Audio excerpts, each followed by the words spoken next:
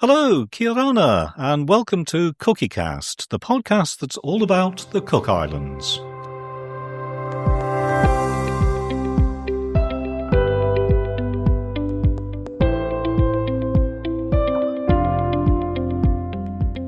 This is the place to meet people who have their own insight into this Polynesian paradise in the South Pacific. I'm John Roberts, and in this edition, we're in the mood to celebrate. Not my birthday, or even that of my guest, but the 60th birthday of the Cook Islands as a self-governing nation. There are special events all year, with the main ones over 12 days from the 25th of July. Emile Kairua is Secretary to the Cook Islands Ministry of Cultural Development, and he knows all about it because he's busy doing a lot of the organising. Kia ora, Emile. Kia ora and warm greetings from the Cook Islands. So, the countdown's on, Emile. Is this going to be the biggest party in Cook Islands history? I think we've had a number of parties over the course of our history. In 2015, the country gathered for the celebration of our 50th anniversary. But I do think that the 60th is going to be a lot bigger than the 50th anniversary.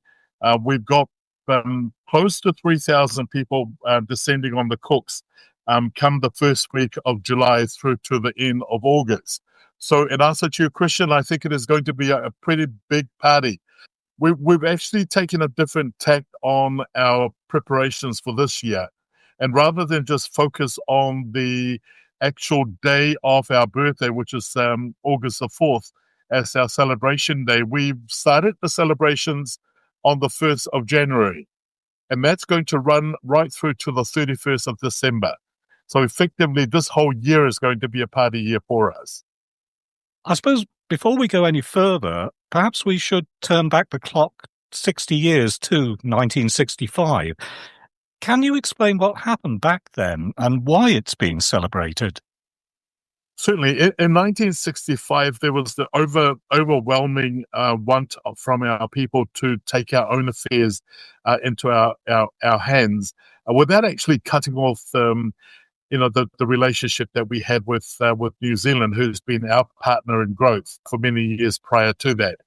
And so in August of 1965, we declared ourselves an independent nation with a very significant and unique relationship with New Zealand. Though we had our own government, we made our own laws and ran our own parliaments, we maintained our open relationship with Aotearoa, with New Zealand.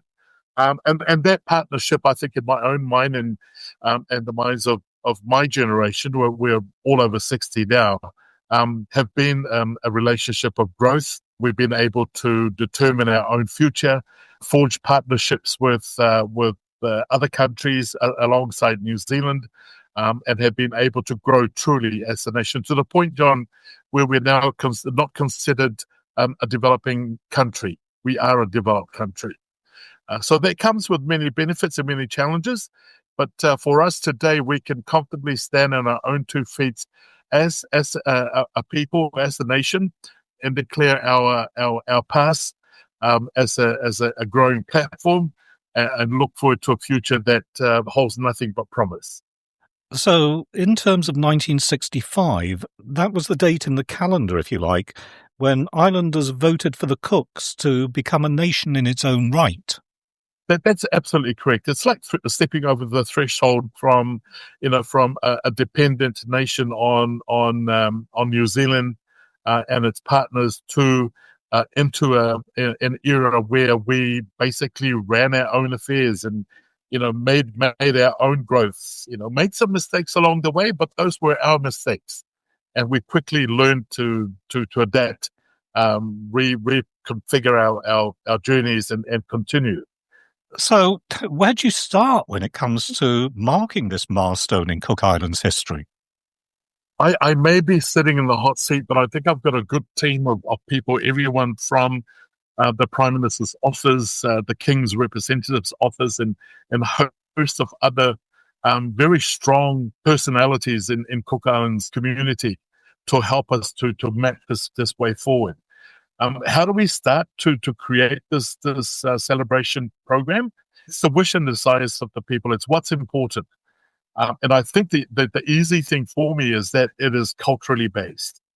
We're now looking back at how culture have carried us through and basing a lot of our celebration themes on that. For example, John, we've chosen the theme of my heritage, my origins as the theme. So it's basically looking back and celebrating everything that makes us who we are.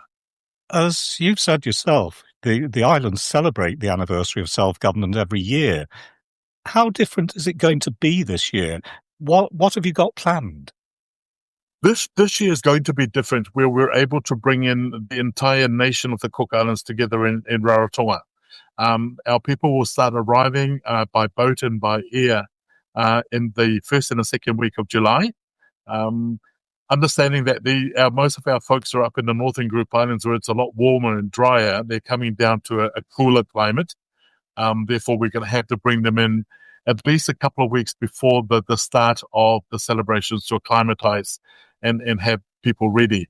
The difference over the years is that we're really only focused on celebrations in the Rarotonga, and those on the outer islands are doing their own. Being so spread out over 2 million square kilometers, it's hard to bring the people together. We're also expecting a huge number of our families and friends from New Zealand and Australia. So that's where the difference is, John. We're going to have so many people on the island, both residents and visitors. But, the upside to that is we're going to see for the first time in a long time the color, the rich history that goes with each of our islands in every aspect. You're going to see performing arts that's so different that we haven't seen for a good part of 10 years. Each of these islands have got their own food cultures, which we're looking forward to. We're going to be experiencing some delicacies that we have not had for so many years. As part of the program this year, we're running a food festival. We're also running, for the first time in a long time, an exhibition of costumes. And these are likely to be costumes that's going to be representative of the entire nation, including our people living in New Zealand and Australia. It's meeting up with grown-up grandchildren that we have not seen because of the challenge in travel. It's meeting up with our very old senior members of our community that live up in Pukapuka that have not been to Rarotonga for the last 15 years. So that's where it is, John. It's like a massive reunion of having our entire family gather again and not seeing each other for the last 15 years. This is going to be exciting. It sounds like a logistical nightmare, though, to get all those people together on Rarotonga. I think the trick, John, is not to be overwhelmed with the details so much. If we have a select few of us, myself and my team here at the ministry, the team at the Prime Minister's office, if there's a few of us focus on the detail, the rest of us can carry this through without the logistical nightmares that normally come with organising a massive reunion like this. You yourself said that Prime Minister Mark Brown has announced a theme for the whole year, which is, I know who I am, I have a homeland. How would you like to see that interpreted? It depends on where you're sitting when you're trying to interpret this. A young person who have never been to the Cook Islands, sitting in Auckland, trying to understand who he is, he can declare that I am who I am because of where I come from. For a person who's sitting up in Manihiki, for example, after a session at diving for pearls and getting his pearl farm sorted, he can declare that I know who I am, because of where I am. And those are the many facets of the interpretation that we want our people to embark on. Start defining who you think you are based on where you are. One of the highlights of the annual celebrations is the cultural competition, where islanders present new dances, songs, drum beats and costumes, expressing the cultural theme chosen for the year. It's always a noisy, colourful and very energetic affair. Let's take a moment out to listen to what that sounds like.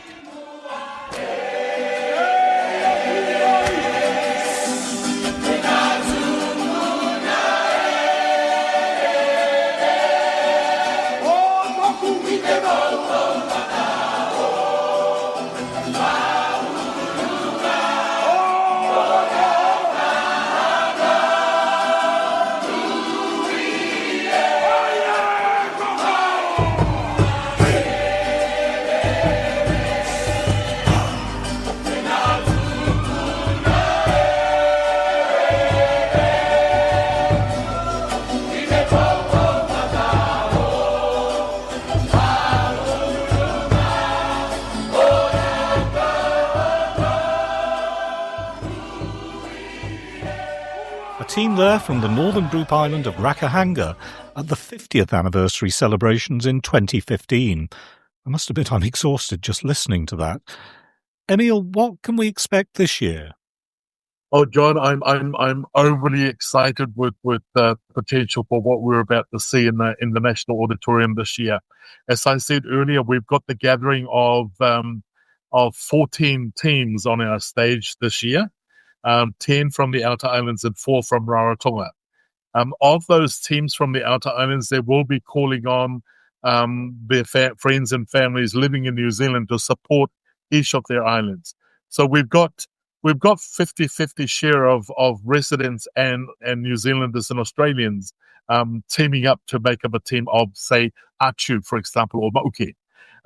What we're expecting is a mixture of performances from the residents and from New Zealand. So in that regard, you're going to see the glamour of city influences being merged with, the stable, firm foundations of traditional culture performances from each of our islands.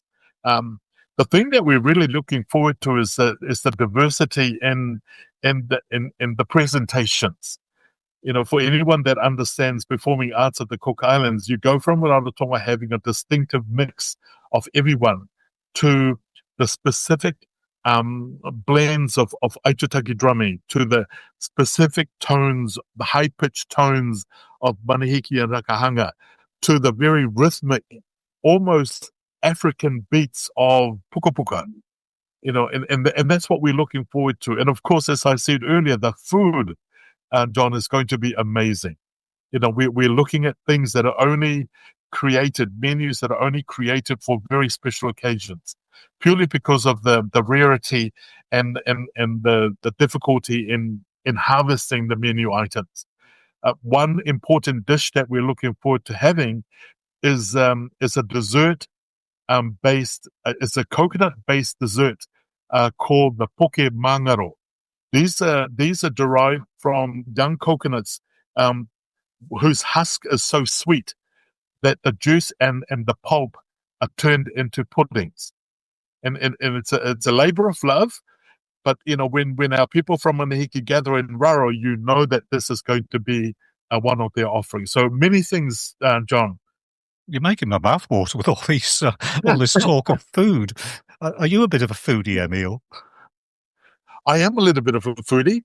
My grandfather was a chef on a boat, and all my family, we love to cook. But obviously, with some of our popular dishes, there is no cooking required. It's raw fish, and it's raw fish made so many ways. And most of the time, you'll find me and my family sitting in a lagoon in our village with our floating table and laden with fresh flying fish that is eaten as fresh as you can catch them. So I am a foodie. I love Cook Islands food. So if we have the opportunity to share this with any of your audiences, it will give us great pleasure. Just going back to what the Prime Minister was saying, he's called on Cook Islanders everywhere to share their stories as part of these celebrations. What sort of stories would you hope to hear? I'm working closely with a couple of producers in getting documentaries and social media content produced. The stories that we're wanting to hear is obviously backwards looking.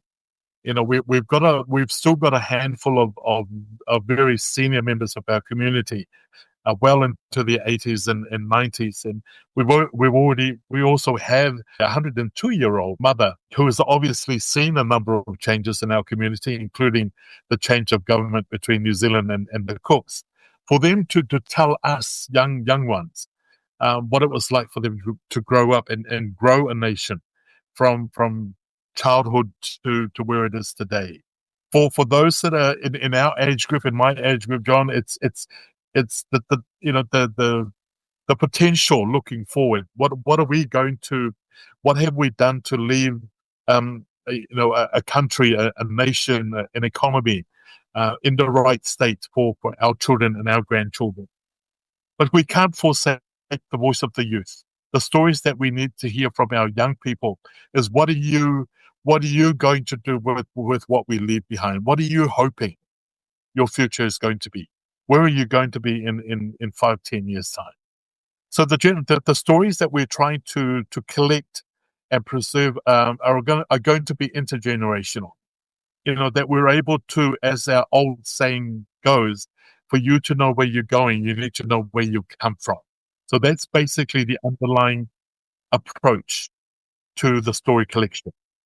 Certainly the Cook Islands that those young people are growing up in now is very different from that of the Cook Islands in 1965 when the nation became self-governing. What do you think the future holds for those young people? Because I would suggest it's a bit of an uncertain future. You've got climate change that's a very big thing, not just for the Cook Islands, for a lot of Pacific islands. It's a very different world. What do you think the future holds for them? I only hesitate because there are so many opportunities for our children here at home. But there are also factors like climate change, natural influences that they can change the future so dramatically and so fast that it's often going to be difficult to forecast anything. What I'd like the future to be for my children, if I can come back to me and my 4 children living in Melbourne, Australia, and my 6 grandchildren, is for them to always know who they are wherever they are. The Cook Islands is more than just a physical location. It is grown into their psyche, into their spirits, into their hearts, and into their DNA. So wherever they are in the world, whatever they're doing, they just got to remember who they are and where they come from. If this place disappears in 100 years' time or 200 years' time, whatever, God forbid, our people will survive. We have done for many, many generations and will continue to survive. What I would like to with all best case scenarios in place, is for a nation, is for us to leave behind a nation that is going to hold potential for our people. And we have things in place within our means to ensure that there is prosperity, that there is wealth that we can share. I guess you're referring there to plans for mining the seabed around the Cooks, plans that are somewhat controversial. We've got to approach the discovery of these resources with caution. We do not want to take this out of the ocean only to create another issue, and that's where we're going now, John. That we're cautiously exploring ways that we can provide these resources for the generation to come, because it's going to make things possible for our children and our grandchildren to return home. And serve our country rather than serving other economies in other nations. It's leaving behind a safe environment, a place that they can call home, that they can prosper and continue to grow as Cook Islanders. We're living in a very uncertain world at the moment. You've got Donald Trump over there in the States, but closer to your home in the Cook Islands, you've got this increasingly close relationship with China. Do you see that as something healthy for the future, or something to look at with caution? What do you feel? The relationship we have with China is not a new relationship. In fact, we're getting into 30 years of dealings with China. On a personal level, I absolutely have no issues with Chinese. My great-grandfather was Chinese. If I'm knocking the Chinese, I'm knocking my own heritage. We've had Chinese lineage in the Cook Islands for generations. So to that end, with any relationship, the same with a relationship with Australia and New Zealand, and the US. We've got to choose our friends carefully. But one thing that we can't allow to happen, John, is for our friends to choose who our enemies are.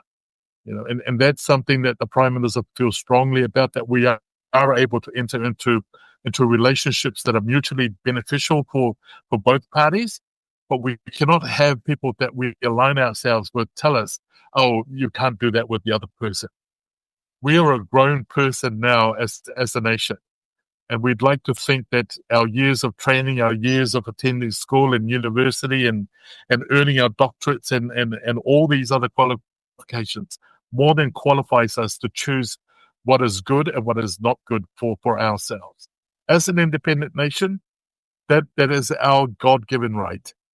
So, Emile, as you count down to the start of the main part of the celebrations, I acknowledge the fact you're saying it's going on all year, but, the big party, if I could call it that, how are you feeling? Are you excited, nervous, worried?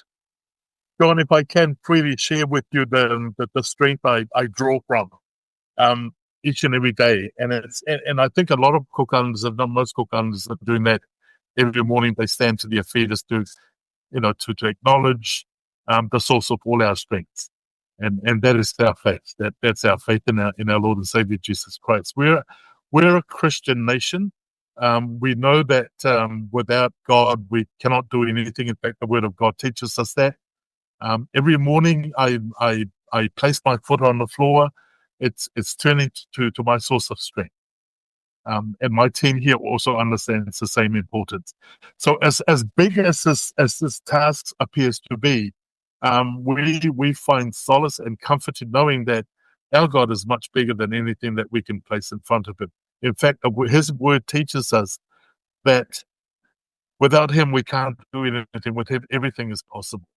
So yeah, I'm comfortably relaxed about the preparations ahead of me and ahead of my team, without the arrogance of complacency.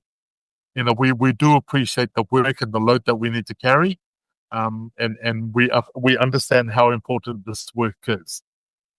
So to that end, we know where our focus needs to be. It's on our God and the task that we've got ahead of us. Secondly, so what will success look like for you?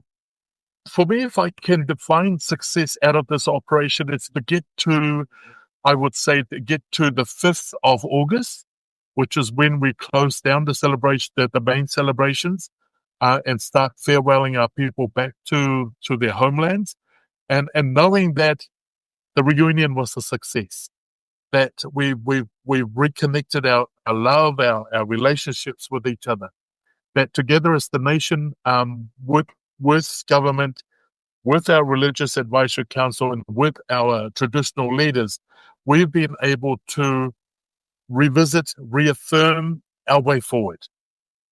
That we can come out of this with pride in who we are, and that we can comfortably, at the end of the day on Tuesday, the 5th of August, release a big sigh of satisfaction, and that we can all pat each other on the back and say farewell, and we will see you in another 4 years.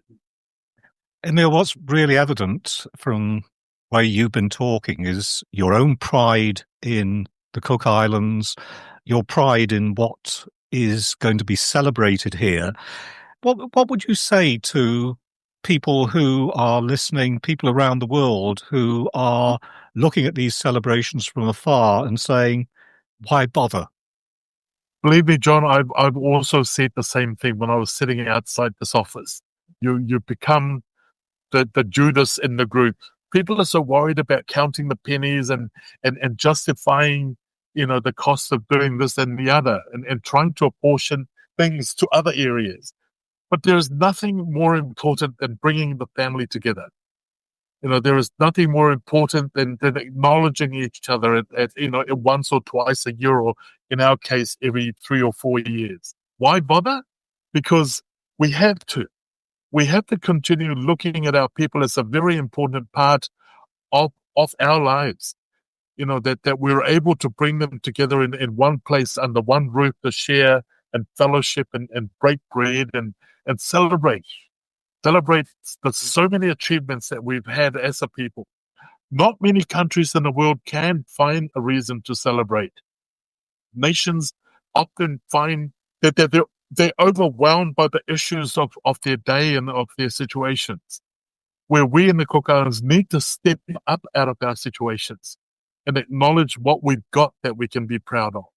And I'm saying that from the heart, because we don't always need to be looking at what we can't do. We know that we've got a God that can make anything happen, but we've got to step up and celebrate our nationhood.